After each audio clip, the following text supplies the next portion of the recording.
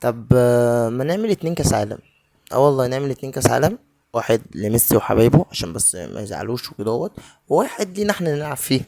اصل يا جدعان اللي بيحصل ده مش طبيعي، تمام؟ ومش جاي اكلمك على لقطة ولا اتنين، دي كذا لقطة، كذا لقطة بتحصل في كاس العالم لصالح الارجنتين ولصالح ميسي، في غلطات تحكيميه ما شفناش كده في اي ماتش غير في ماتش الارجنتين.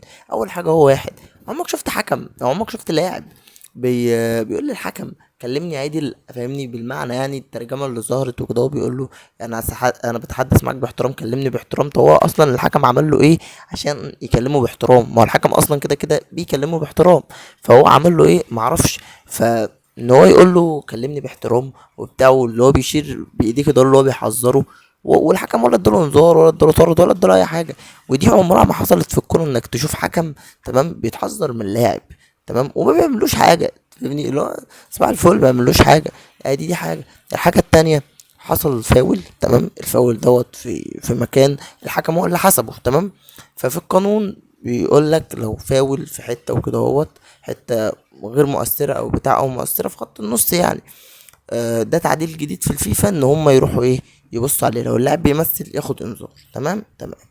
فيا عم لاعب سويسرا حصل معاه اللقطه دي، تمام، ويا عم بيمثل، تمام، و الحكم رجع، تمام، واداله انذار، تمام، وهو الحكم اللاعب ده كان معاه انذار، قام نكت وطرد، تمام، واللاعب اتطرد في وقت مهم جدا جدا جدا. تمام، انتوا ناس مظبوطه وبتنفذوا القوانين بحذافيرها، بحذافيرها، تمام.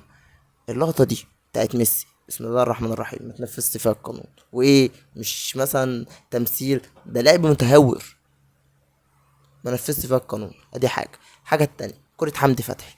كرة حمدي فتحي بص جايبه من التيشيرت والتيشيرت مقطوع، تمام، نفذت فيها القانون. صباح الفل. القانون بيتنفذ على ميسي، فاهم؟ بيتنفذ لميسي، انما على ميسي ما ينفعش. كرة محمد صلاح، خد يا باشا كرة محمد صلاح اهي، متنفذت عليه. هو كده بقى، فاهمني؟ يعني هو كده، هو هتتنفذ على لميسي وحبايب ميسي والارجنتين، انما ضد الناس دي ولا يتنفذ. واللي عندك اعمله واخبط دماغك في اقرب حيط. فخلاص نعمل كاسين، واحد لميسي والحبايب عشان ما يزعلوش بس، فاهم انت؟ واحد تاني الناس تلعب عليه ماتش فير.